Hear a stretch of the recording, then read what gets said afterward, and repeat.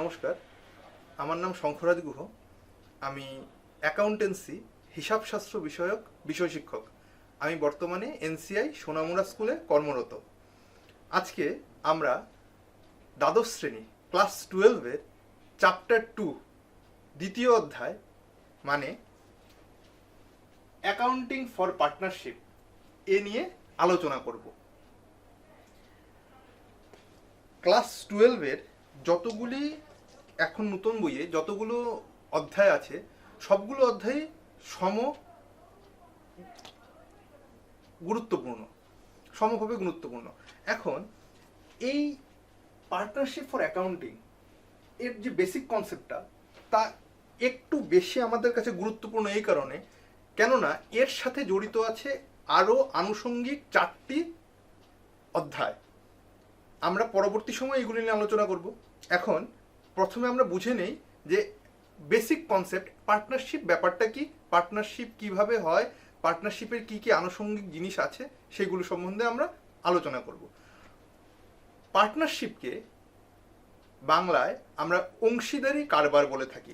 আমরা যখন এই চ্যাপ্টারটা পড়ে নেব সম্পূর্ণভাবে, তখন এখানে দেখো আমি লিখে রেখেছি লার্নিং আউটকামস, মানে এই চ্যাপ্টারটা পড়ার পরে আমরা কি কি জিনিস শিখতে পারবো।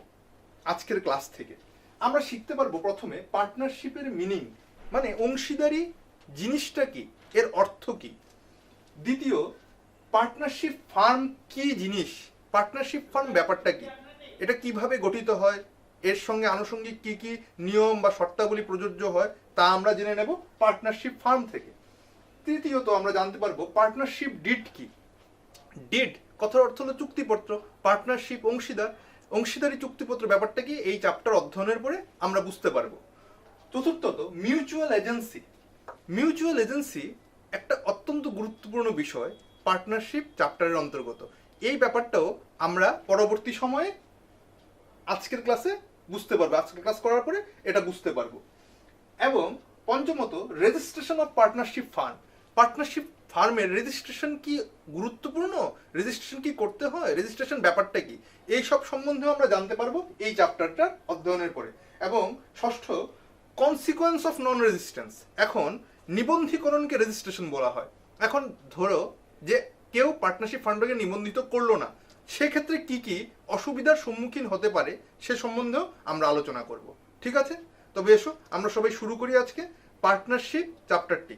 পার্টনারশিপ চ্যাপ্টারের বেসিক কনসেপ্ট, আনুষঙ্গিক আরও 4টা এর বিষয়ে অধ্যায় আছে যেগুলো আমরা পরবর্তীতে আলোচনা করব। আচ্ছা, ব্যবসা জিনিসটা সম্বন্ধে আমরা আগে অবগত আছি। ক্লাস 11-এ আমরা ব্যবসা সম্বন্ধে বুঝেছি। আমরা সবাই বাণিজ্য শাখার ছাত্র, এবং বাণিজ্য শাখার ছাত্র হিসাবে আমরা সবাই আগে বুঝি যে ব্যবসা জিনিসটা কি। এই ব্যবসা যখন আমরা প্রথম ক্লাস 11-এ পড়েছিলাম, একটু যদি মনে করো তখন জানতে পারবে যে business is anything which is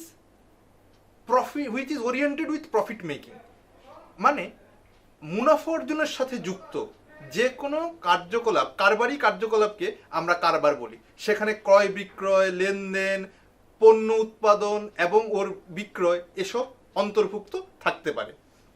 এখন বিজনেসের বা ব্যবসার বিভিন্ন ধরনের দিক রয়েছে, বিভিন্ন টাইপ রয়েছে, ধরন রয়েছে। সেই ধরনগুলি সম্বন্ধেও আমরা অবগত আছি, কম বেশি আমরা সবাই সেগুলো জানি, ক্লাস 11 থেকে পড়েছি। ক্লাস 12-এর যে চ্যাপ্টার 1 আছে তার মধ্যেও আমরা এ ব্যাপারে কিছু কিছু জিনিস আমরা কাভার করেছি। তবুও আমি নতুন করে একটু বলে দিচ্ছি। টাইপস অফ বিজনেসে দেখো আমাদের মুখ্যত সোল ট্রেডার মানে এক মালিকানা কারবার। তোমরা সেটা জানো, এক মালিকানা কারবারের তোমরা পড়াশোনা, সম্বন্ধীয় পড়াশোনা ক্লাস 11-এ তোমরা সেরে এসেছো। এক মালিকানা কারবারটা কি জিনিস তোমরা সেটা বুঝো। যে কারবারে একজন মালিক থাকে সে নিজেই দায়বদ্ধ, কারবারে মুনাফা অর্জন হলে সমস্তটাই সে পাবে, এবং যদি কারবার কোনো কারণে কোনো লস বা ক্ষতির সম্মুখীন হয় তবে সেই লস বা ক্ষতিটাকে ওরই বহন করতে হবে, সে ব্যাপারেও তোমরা অবগত আছো। তখন টাইপস অফ বিজনেসের প্রথম টাইপটাই হলো, ধরনটাই হলো সোল ট্রেডার। দ্বিতীয়ত আমি বলছি পাবলিক লিমিটেড কোম্পানি। এখন বিভিন্ন বইয়ে বিভিন্ন অবস্থার পরিপ্রেক্ষিতে তোমরা আরো অনেক ধরন বা টাইপ জানতে পারবে, কিন্তু আমি মুখ্যত যেগুলো সেগুলো একটু বলে দিচ্ছি। টাইপ অফ বিজনেস প্রথমে সোল ট্রেডার জানলাম, তারপর হলো পাবলিক লিমিটেড কোম্পানি। আমাদের এখন সবাই দেখি যে চতুর্দিকে কোম্পানি কোম্পানি কিছু এমন একটি প্রতিষ্ঠান যেখানে এককভাবে মালিকানাধীন তো হয় না, সেখানে শেয়াররা থাকে। শেয়ারের দ্বারা মানে বিভিন্ন মালিকানার দ্বারা যেখানে লিমিটেড মানে সীমাবদ্ধ কিছু কোম্পানি তৈরি হয়ে থাকে, সেইগুলোকে আমরা যদি সরকারি হয় তবে পাবলিক লিমিটেড, আর যদি বেসরকারি হয় তবে আমরা প্রাইভেট লিমিটেড বলে থাকি। এ বাদেও আছে ফ্র্যাঞ্চাইজি। এখন প্রায় এই কথাটা শুনবে, ফ্র্যাঞ্চাইজি, এ কোম্পানি সে কোম্পানির ফ্র্যাঞ্চাইজি হয়েছে। আমাদের এখানে আমাদের আগরতলা শহরেও অনেক এমন ব্র্যান্ড আছে যেগুলি ফ্র্যাঞ্চাইজি ব্র্যান্ড, মানে বিশাল বড় ব্র্যান্ডের থেকে তারা এখানে তাদের নাম ইউজ করে, ওই ব্র্যান্ডের নাম ইউজ করে বিপণন বাণিজ্যতে যুক্ত আছে, এগুলো ফ্র্যাঞ্চাইজি। এ বাদেও আছে এমএনসি। এমএনসি মানে multi national companies. Multi national, multi মানে বহু, ন্যাশনাল মানে বিভিন্ন দেশ। যে সকল কোম্পানিগুলি একের অধিক দেশে তাদের কারবারি কার্যকলাপ করে থাকে সেগুলোকে আমরা এমএনসি বা মাল্টি ন্যাশনাল কোম্পানি হিসেবে জানি। তারপরে আছে পার্টনারশিপ। আমি পার্টনারশিপটা ইচ্ছা করেই শেষে লিখলাম। আজকে যেহেতু আমরা আলোচনা করব পার্টনারশিপ নিয়ে, তাই আমি সেটা লাস্টে লিখলাম। আজকে আমাদের বিষয় হলো পার্টনারশিপ। এ বাদেও আর একটা জিনিস তোমরা দেখে রাখো এদিক দিয়ে, টাইপ অফ বিজনেস আমি এখানেও লিখেছি। এ হলো গতানুগতিক বা কনভেনশনাল ধরন, যেখানে আমরা বিজনেসের বিভিন্ন প্রকার সম্বন্ধে জানি। প্রথমেই থাকে সোল প্রোপ্রাইটারশিপ, দ্বিতীয়ত থাকে পার্টনারশিপ, তৃতীয়ত থাকে কর্পোরেশন। কর্পোরেশন সম্বন্ধে পরবর্তীতে আমরা আলোচনা করব। তারপর থাকে জয়েন্ট স্টক কোম্পানি। এই জয়েন্ট স্টক কোম্পানি যেটা আমি এখানে বললাম, পাবলিক লিমিটেড কোম্পানি এবং প্রাইভেট লিমিটেড কোম্পানি, এই দুটো জয়েন্ট স্টক কোম্পানিরই দুই ধরন। জয়েন্ট স্টক কোম্পানি একটা মূলত একটি বস্তু, তার দুইটি শাখা, একটা হলো পাবলিক লিমিটেড কোম্পানি, একটা হলো প্রাইভেট লিমিটেড কোম্পানি। আশা করি বুঝতে পেরেছো। তারপরে দেখো কোঅপারেটিভস। তোমরা প্রায় কোঅপারেটিভ সোসাইটি সম্বন্ধে জানো। কোঅপারেটিভ সোসাইটি যখন একটি নির্দিষ্ট উদ্দেশ্যে কিছু গোষ্ঠী একত্রিত হয়ে কোনো ব্যবসা শুরু করে, সেটা কোঅপারেটিভ সোসাইটি। তার থেকে আগত লাভ ক্ষতির সমস্তটাই ওই গোষ্ঠী তার জন্য দায়ী থাকে, লাভ হলেও ওদের, ক্ষতি হলেও ওদের। এটা কোঅপারেটিভ সোসাইটি। এ সম্বন্ধে আমরা পড়বো। আছে Hindu undivided family, HUF। Hindu undivided family সম্বন্ধেও তোমাদের ধারণা আছে, ক্লাস 11-এ তোমরা পড়েছো। এবং নন প্রফিট অর্গানাইজেশন, এটা কোনো বইয়ে তেমন ভাবে লেখা থাকে না। কেন থাকে না? নন প্রফিট মানে যেহেতু অ্যাকাউন্টেন্সি ব্যাপারটাই সবটা প্রফিটের সঙ্গে সম্পর্কযুক্ত, মুনাফার সঙ্গে সম্পর্কযুক্ত হলো আমাদের হিসাবশাস্ত্র, যেখানে লেনদেন বা টাকার অঙ্কে কোনো কিছুর বিনিময় হয় না, তাকে আমরা হিসাবের খাতায় অন্তর্ভুক্ত করতে পারি না। সেজন্য নন প্রফিট অর্গানাইজেশনকে ব্যবসার টাইপের মধ্যে অনেক বইয়ে ধরেনি। কিন্তু যেহেতু আজকের দিনে নন প্রফিট অর্গানাইজেশন শুধুমাত্র সেবা ক্ষেত্রে বহুলভাবে ব্যবহৃত হচ্ছে, সেজন্য আমি এখানেও তোমাদের ধরনটা জানার জন্য লিখে দিলাম যে নন প্রফিট অর্গানাইজেশন এটাও টাইপস অফ বিজনেসের একটা অঙ্গ হিসাবে। তবে আজকে আমরা আলোচনা করব পার্টনারশিপ নিয়ে, ঠিক আছে? এই যে বেসিক কনসেপ্ট অ্যাকাউন্টিং ফর পার্টনারশিপের আমরা বেসিক কনসেপ্ট নিয়ে আলোচনা করব, মূল ধারণা সমূহ সম্বন্ধে আলোচনা করব। তো আমরা বলছিলাম পার্টনারশিপ সম্বন্ধে। এখন পার্টনারশিপের ডেফিনেশন বা মিনিং সম্বন্ধে আমরা একটা ধারণা নেব। আমি আগেই বলেছিলাম তোমাদের লার্নিং আউটকামসে ছিল পার্টনারশিপের মিনিং। এখন পার্টনারশিপের মিনিং সম্বন্ধে আমরা জানব। ইন্ডিয়ান পার্টনারশিপ অ্যাক্ট 1932-তে তৈরি হয়েছিল। ইন্ডিয়ান পার্টনারশিপ অ্যাক্ট 1932 সালে তৈরি হওয়া এই পার্টনারশিপ অ্যাক্ট অনুযায়ী সমস্ত পার্টনারশিপ বা অংশীদারির ব্যবসাটা পরিচালিত হয়। এখানে বলা হয়েছে, আমি শুধু কি টার্মসগুলি তোমাদের বলে দিচ্ছি, মানে মুখ্য বিষয়গুলো বলে দিচ্ছি। এগুলো যদি মনে রাখো তবে ডেফিনেশন বা সংজ্ঞাটা মনে রাখা খুবই সহজ হয়ে দাঁড়ায়। 2 or more পার্সন, দুই বা ততোধিক। আমরা তো আগেই জেনেছি যে সোল প্রোপ্রাইটারশিপ মানে, সোল মানে একজন, প্রোপ্রাইটারশিপ মানে মালিকানাধীন, আর বিজনেস তো ব্যবসা। তবে এক মালিকানাধীন ব্যবসার মধ্যে শুধুমাত্র একজনই মালিক থাকেন। একজন মালিকে তো আর পার্টনারশিপ হতে পারে না, তাই একের অধিক হলে মিনিমাম আমাদের দুইজন প্রয়োজন। তাই আমি লিখলাম 2 or more পার্সন, মানে দুই বা তার ততোধিক ব্যক্তি যখন একত্রে কোনো ব্যবসা পরিচালনা করে। এখানে ব্যবসা ব্যাপারটা একটু বুঝতে হবে। এখানে ব্যবসার মধ্যে লিগ্যালিটি ব্যাপারটা খুবই ইম্পর্টেন্ট। লিগ্যালিটি মানে এমন কোনো ব্যবসা আমরা করব না পার্টনার্স হয়ে যেটা ইললিগাল বা যেটা আইন বিরুদ্ধ। আইন বিরুদ্ধ ব্যবসার, পার্টনারশিপ ব্যবসার স্বীকৃতি নেই। এর জন্য এখানে ব্যবসাটা লাভ লোকসানজনিত, মানে মুনাফা এবং ক্ষতির সঙ্গে সম্বন্ধিত হতে হবে। শুধুমাত্র ফিলান্থ্রপিক মানে মানবতা সাহায্যকারী কোনো প্রতিষ্ঠান হিসাবে কোনো ফার্ম পার্টনারশিপের উপাধি পেতে পারে না। পার্টনারশিপ ফার্ম হতে গেলে ওর ব্যবসা সম্বন্ধীয় এবং লাভ ক্ষতি সম্বন্ধীয় হিসাব নিকাশ তার সাথে জড়িত থাকতে হবে। তখন যখন দুই বা ততোধিক ব্যক্তি একটি ব্যবসা পরিচালনা করে যার মধ্যে প্রফিট এবং লস সম্বন্ধিত থাকে এবং এর থেকে উদ্ভূত, এর থেকে অ্যারাইজ প্রফিট বা লস যখন তারা নিজেদের মধ্যে শেয়ার বা বন্টন করে নেয়, share it profit and loss, এই ধরনের ঘটনাকে আমরা পার্টনারশিপ বলতে পারি। তবে যদি আমি এক কথাই বলি যে দুই বা ততোধিক ব্যক্তি যখন মুনাফা বা ক্ষতি নিজেদের মধ্যে বন্টনের চুক্তিতে কোনো ব্যবসা পরিচালনা করে তাকে আমরা পার্টনারশিপ বা অংশীদারি ব্যবসা বলতে পারি। বুঝতে পেরেছ? এবার ইন্ডিয়ান পার্টনারশিপ অ্যাক্ট আমি আগেই বলেছি 1932, এই ইন্ডিয়ান পার্টনারশিপ অ্যাক্ট 1932 1932 সেকশন 4 মানে 4 নং ধারা অনুযায়ী একটা কথা বলা হয়েছে যে ইটস এ রিলেশন, মানে পার্টনারশিপ হলো একটা সম্পর্ক among the person, among persons মানে ওই আবার দুই বা ততোধিক ব্যক্তির মধ্যে একটা সম্পর্ক যেখানে তারা share profit, they will share profit মানে তারা মুনাফা নিজেদের মধ্যে বন্টন করবে। এই সংজ্ঞার মধ্যে একটা জিনিস মিসিং আছে বা একটা জিনিস এখানে বলা হয়নি, উজ্জ্ব রেখেছে, সেটা হলো লস। এখন ব্যবসা করলে শুধুমাত্র প্রফিট হবে এমন তো কোনো কথা নেই, সেখানে লসও হতে পারে।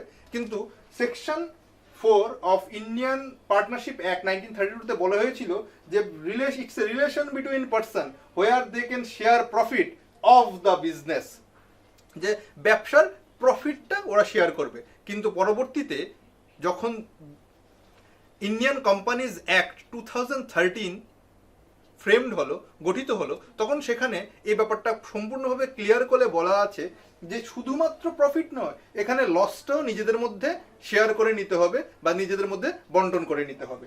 এখানে যে মুখ্য বিষয়টা তোমরা লক্ষ্য রাখবে সেটা হলো carried on by all or any of them acting for all. এই কথাটার অর্থ কি বুঝে না। এখানে বলেছে যে এখন একটা ব্যবসায় দুই বা ততোধিক পার্টনার্স থাকবে বা অংশীদার থাকবে, সবার সমান অধিকার আছে যে আমি ব্যবসাটাকে পরিচালনা করতে পারবো, আমি ব্যবসাটা দেখভাল করতে পারবো, ব্যবসাটার সম্বন্ধীয় ব্যবসাটার উন্নতির জন্য যা যা পদক্ষেপ নেওয়া দরকার আমরা সবগুলোই নিতে পারবো। এবং এটা প্রতিটা পার্টনারের বা প্রতিটা অংশীদারের এটা একটা অধিকার। কিন্তু এই অধিকার সবাই তো আর সমানভাবে প্রয়োগ করতে পারে না।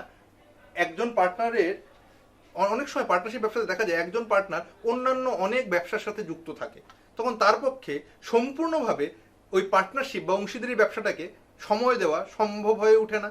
তখন এর জন্য এই সংজ্ঞাতে একটা ব্যাপার খুব স্পষ্ট করে বলা আছে যে ক্যারিড অন বাই অল, মানে এখানে একজন পার্টনার অন্য সকল পার্টনারের বিহাফে মানে পরিবর্তে বা ওর পক্ষ থেকে ব্যবসাটাকে পরিচালনা করতে পারবে।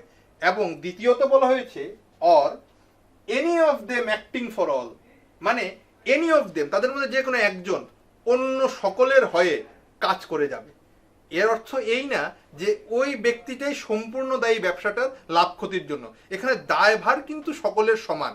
কিন্তু শুধুমাত্র ব্যবসার পরিচালনগত দিক থেকে এটাকে সহজ করে তোলার জন্য এখানে বলা হয়েছে ক্যারিড অন বাই অল, মানে সবাই এটাকে পরিচালনা করতে পারবে, এটা সবাই দ্বারা পরিচালিত হতে পারবে। যদি সবাই সব পার্টনার সময় দিতে পারে তবে সবাই করুক না, এতে কোনো বাধা নেই।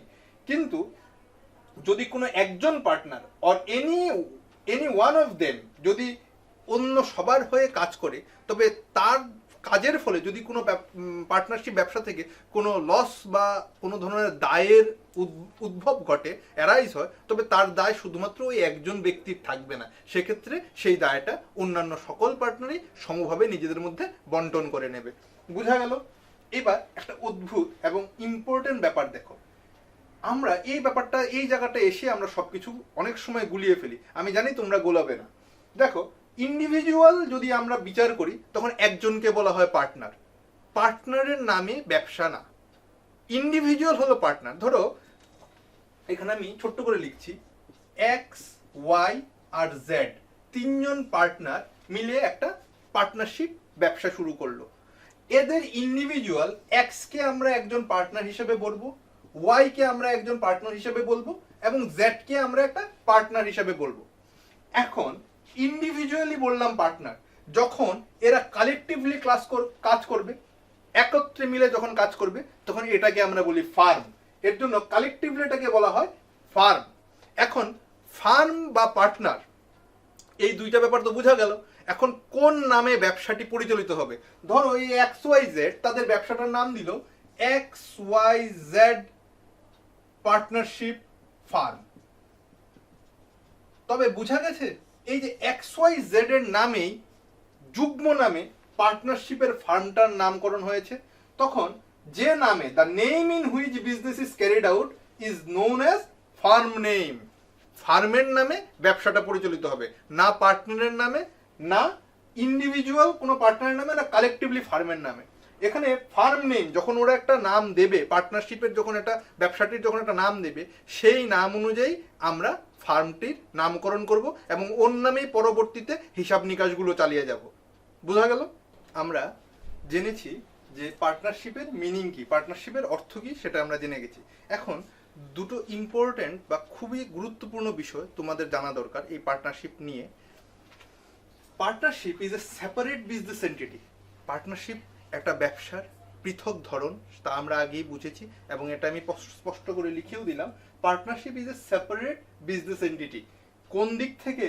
Accounting point of view. আমরা তো এই জিনিসটা পড়ছি এর অ্যাকাউন্টিং বা হিসাব রক্ষণের জন্য। তো এখন অ্যাকাউন্টিং পয়েন্ট অফ ভিউ থেকে partnership is a separate business entity, মানে এর একটা পৃথক ব্যবসায়িক সত্তা আছে। পার্টনারশিপের একটা পৃথক ব্যবসায়িক সত্তা রয়েছে। কিন্তু কখনো এই ব্যাপারটা গুলিয়ে ফেলবে না, কিন্তু a partnership firm has no separate legal entity. Partnership ফার্মের কোনো সেপারেট লিগ্যাল এন্টিটি থাকে না, এর কোনো পৃথক আইনি সত্তা থাকে না। অ্যাকাউন্টিং পয়েন্ট অফ ভিউ থেকে এর একটা সেপারেট বিজনেস এন্টিটি আছে। তবে বিজনেস এন্টিটি আর লিগ্যাল এন্টিটি দুইটা আলাদা জিনিস।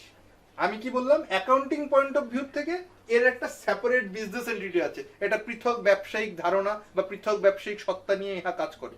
কিন্তু partnership firm has no separate legal entity, এর কোনো পৃথক আইনি সত্তা নেই। মানে যদি কোনো কারণে পার্টনারশিপ ফার্মটি কোনো দায় বা কোনো ধরনের আইনি জটিলতার সম্মুখীন হয়, তবে পার্টনার্সরাই এর দায়িত্ব বহন করবে। এখানে পার্টনারশিপ ফার্ম আলাদা করে কোনো আইনি পৃথক সত্তা পাবে না, যা আমরা ব্যবসার ক্ষেত্রে দেখেছি। সেপারেট লিগ্যাল এন্টিটিতে আমরা যখন এই কনসেপ্টটা জানি, সেই কনসেপ্ট আমরা কি জানি? যে ব্যবসা এবং মালিক দুইটা পৃথক জিনিস। কিন্তু পার্টনারশিপ একটা ব্যবসার অন্য রকমের ধরন বা প্রকৃতি। এই ধরন বা প্রকৃতিতে এর কোনো লিগ্যাল সেপারেট এন্টিটি নেই। এর বিজনেস এন্টিটি রয়েছে অবশ্যই, কিন্তু লিগ্যাল সেপারেট এন্টিটি ইহা ভোগ করে না। যে কোনো ধরনের অবস্থার সম্মুখীন হলে, দায়ের সম্মুখীন হলে, পার্টনারশিপ ফার্ম যারা পরিচালনা করছেন, যেমন পার্টনার্সরা, ওরাই এর দায়ভার গ্রহণ করে। এর কোনো পৃথক দায়ভার গ্রহণ করার দায়িত্ব থাকে না। যদি না, এখানে একটা কথা আলাদা করে লিখে দিলাম, অ্যাপার্ট ফ্রম পার্টনার কনস্টিটিউটিং ইট। যদি পার্টনারশিপ ডিড, আমরা আসবো পার্টনারশিপ ডিড যখন পড়বো তখন আমরা জানবো, যদি পার্টনারশিপ ডিডে পার্টনার্সরা এ সম্বন্ধে পৃথক কোনো শর্ত না রাখে, তবে কিন্তু আমরা যেটা বললাম যে partnership firm has no separate legal entity, সেটাই থাকবে, সেটাই স্থায়ী থাকবে। যদি তারা কোনো ধরনের এখন কোনো নতুন আইন কনস্টিটিউট করে, আইন ঠিক না, ওদের ডিডে, ওদের চুক্তিপত্রে যদি তারা লিখে রাখে যে কোনো ধরনের এরকম সমস্যার সম্মুখীন হলে পার্টনার্স এবং পার্টনারশিপ দুটো আলাদা ব্যাপার, সেক্ষেত্রে তার ধারণা ভিন্ন হতে পারে, কিন্তু স্বাভাবিকভাবে এর কোনো পৃথক আইনি সত্তা থাকে না। এখন আমরা পার্টনারশিপের ফিচার্স সম্বন্ধে জানব।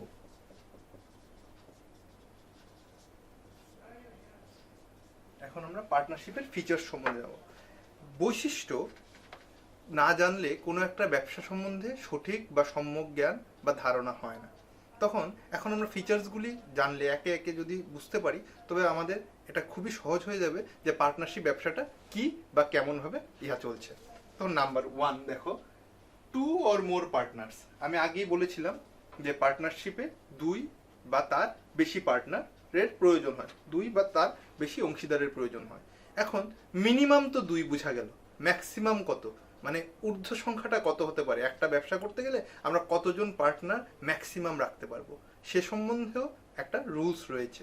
দেখে নাও, ম্যাক্সিমাম ব্যাংকিং বিজনেসের ক্ষেত্রে 10 জন এবং আদার বিজনেসের ক্ষেত্রে 20 জন, ম্যাক্সিমাম এটা সর্বোচ্চ সীমা। ব্যাংকিং বিজনেসের ক্ষেত্রে 10 জন এবং আদার বিজনেসের ক্ষেত্রে 20 জন। কিন্তু এই রুলসটা বর্তমানে একটু পরিবর্তিত হয়েছে। দেখে নাও কেন পরিবর্তিত হয়েছে এবং কি কি কারণে পরিবর্তিত হয়েছে। একটা কথা মনে রাখবে যে এই যে পার্টনারের সংখ্যা 2 জন হবে না তার বেশি, 2 জন পার্টনার তো মিনিমাম লাগে, তার বেশি যে সংখ্যাটা এটা নির্ধারণ কোনো সময় পার্টনারশিপ অ্যাক্ট করে না। এর নির্ধারণটা করে কোম্পানিজ অ্যাক্ট। কোম্পানিজ অ্যাক্ট বেঁধে দেয় যে তুমি ঊর্ধ্বসীমায় কতজন পার্টনার তোমার ব্যবসার জন্য রাখতে পারবে।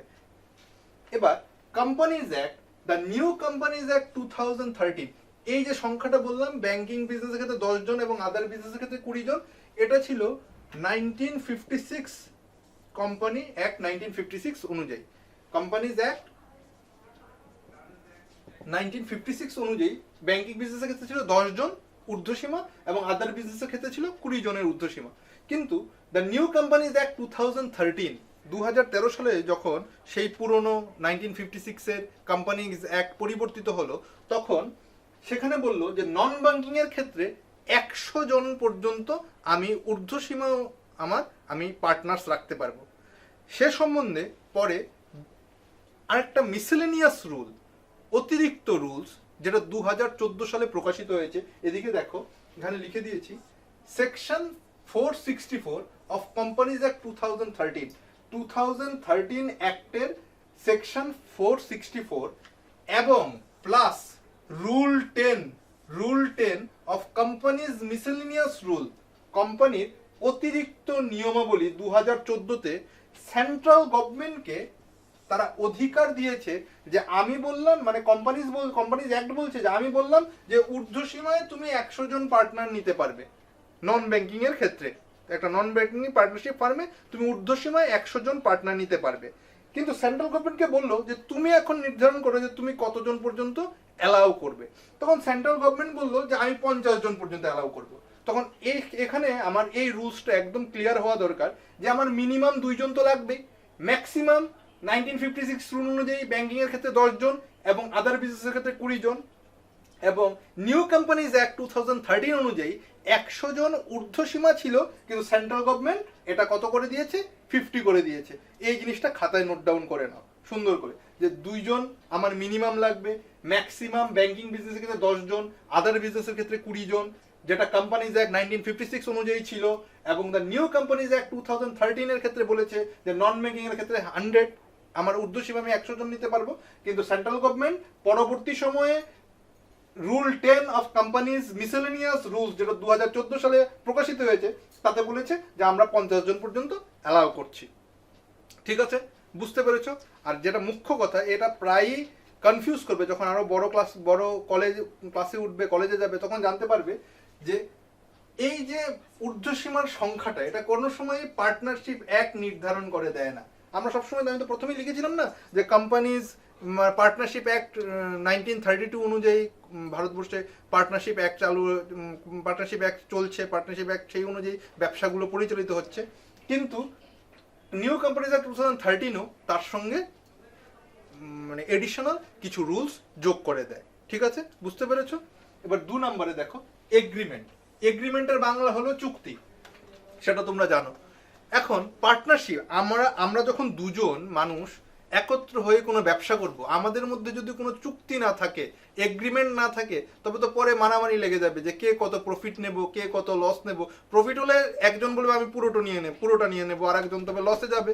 তখন সেক্ষেত্রে আমাদের মধ্যে একটা চুক্তি হওয়া দরকার, একটা সম্যক চুক্তি থাকা দরকার, যেটার মধ্যে উল্লেখ থাকবে যে প্রফিট হলে কে কতটুক প্রফিট নেবে, লস হলে কে কতটুক লস বিয়ার করবে। ঠিক আছে, এখানে দেখো এই এগ্রিমেন্ট বা চুক্তি সম্বন্ধে একটা কথা আমি বলে দিই। এই এগ্রিমেন্ট লিখিত, রিটেন বা অরাল 2 রকম ভাবেই হতে পারে। এটা লিখিতও হতে পারে, অরাল মৌখিকও হতে পারে।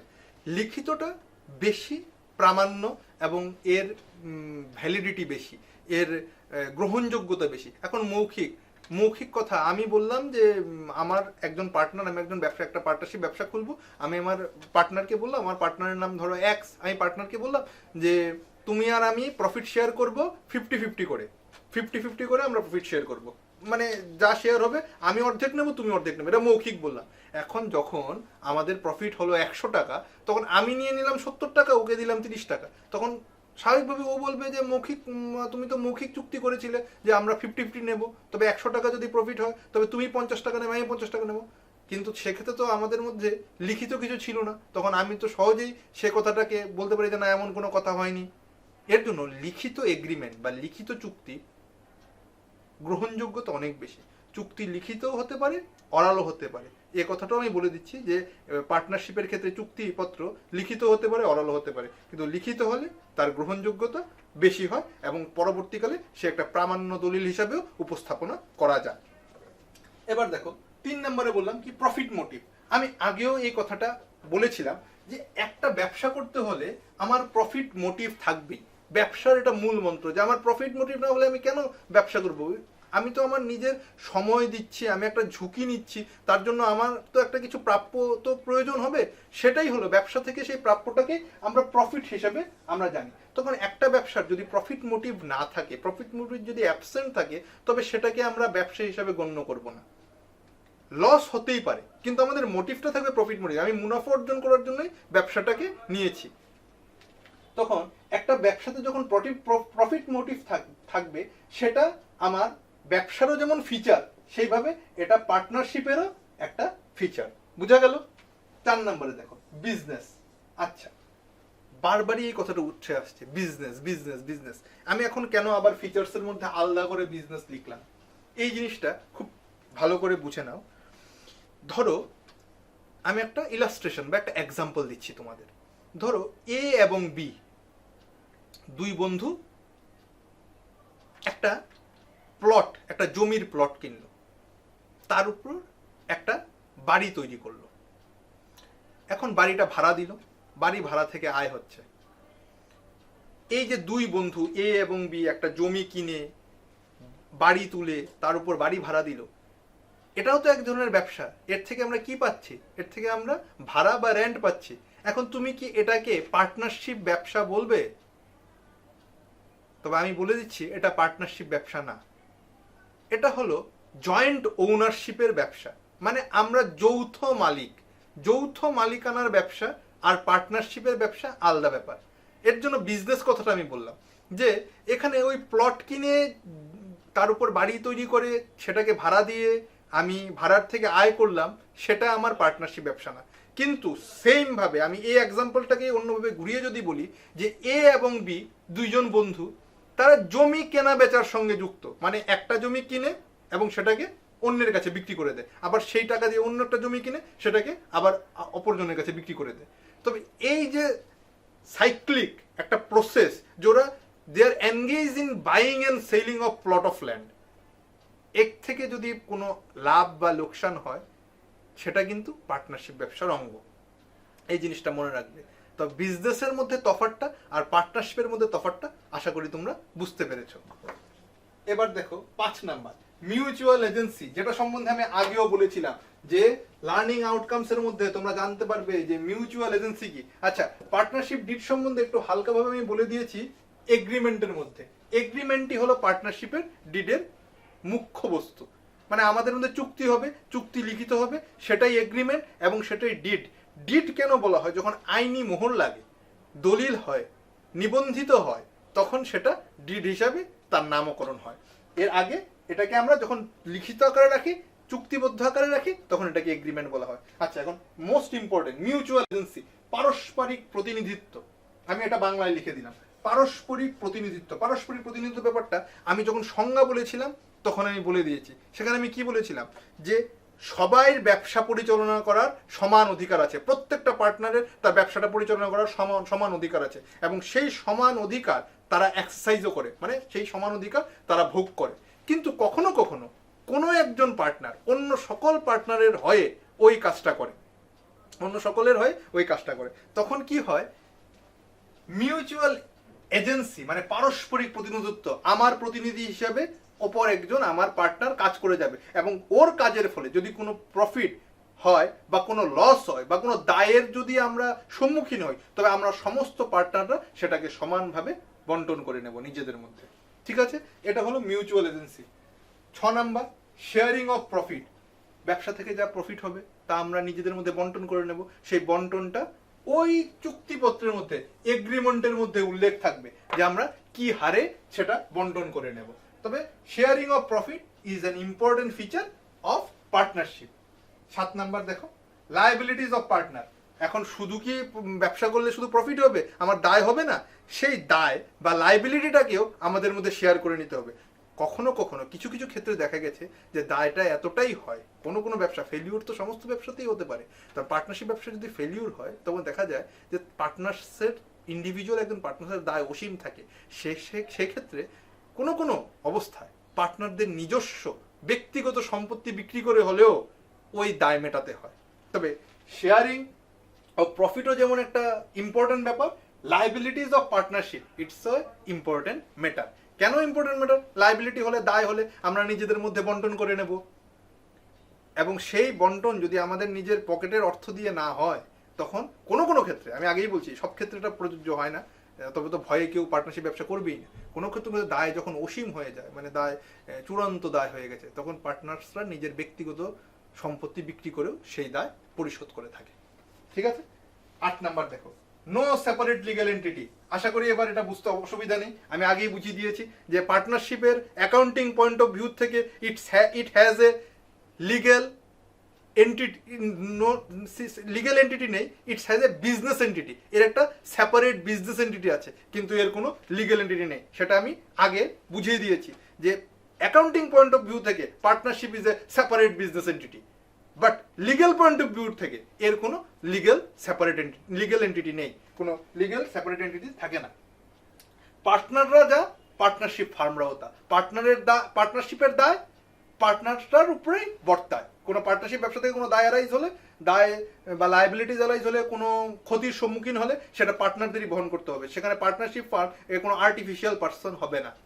এবং লাস্টলি 9 নাম্বার দেখো, ডিসলিউশন অফ পার্টনারশিপ ফার্ম। এখন একটা পার্টনারশিপ ফার্ম গঠন হলো, এ তো ভাঙবেও, যা গঠন হয়েছে তা কি কোনো কোনো ক্ষেত্রে তো সেটা ভেঙেও যেতে পারে। এখন কি কি ক্ষেত্রে ভেঙে যাবে? আমি যখন চ্যাপ্টারটা শুরু করেছিলাম তখন আমি বলেছিলাম যে পরবর্তীতে আমরা আরো 4টা জিনিস শিখবো, সেটা হলো এডমিশন, রিটায়ারমেন্ট, ডেথ আর ডিসলিউশন। এটা হলো পার্টনারশিপের 4টা ধরন। এখন এডমিশন মানে নতুন পার্টনার যদি এসে পার্টনারশিপ ব্যবসায় ঢুকে, রিটায়ারমেন্ট কোনো এক্সিস্টিং পার্টনার মানে এখন যারা ব্যবসা করছে তার থেকে কেউ যদি একজন বেরিয়ে যায়, ডেথ দুর্ভাগ্যবশত কারণে যদি কোনো পার্টনারের আকস্মিক মৃত্যু ঘটে বা অন্যান্য কোনো ঘটনা ঘটে, তবে সেক্ষেত্রেও পার্টনারশিপ ফার্ম ভেঙে যেতে পারে। আর লাস্টলি ডিসলিউশন মানে তো ভেঙে যাওয়ায়। এখন পার্টনাররা সর্বসম্মতিক্রমে বললো যে আর তোমাদের সাথে আমি পার্টনারশিপ করবো না, আমরা পার্টনারশিপটা ভেঙে দেবো, আমরা ইন্ডিভিজুয়াল এখন ব্যবসা করবো বা ব্যবসা করবোই না, যাই হোক আমি এই পার্টনারশিপ ফার্মটা রাখবো না। তখন সবার সম্মতিক্রমে আমরা এক্সিস্টিং পার্টনারশিপ ফার্মটাকে ভেঙে দিতে পারি বা ডিসলিউশন বা শেষ হয়ে যেতে পারে। তখন ডিসলিউশন অফ পার্টনারশিপ ফার্ম 4টা ব্যাপারের উপর নির্ভর করে মেইনলি। সেটা হলো কোনো নিউ পার্টনার এডমিশন, কোনো পার্টনারের রিটায়ারমেন্ট, কোনো পার্টনারের ডেথ, বা যদি কেউ ইচ্ছা করে এটাকে ডিসলিউশন করে দেয়। বুঝতে পেরেছ? ধন্যবাদ। আজকের ক্লাসের জন্য আমি এতটুকুই রাখলাম। পরবর্তীতে অন্যান্য জিনিসগুলো নিয়ে আমরা আলোচনা করব। আশা করি সবাই বুঝতে পেরেছ। সবাই খুব ভালো থাকবে। নমস্কার।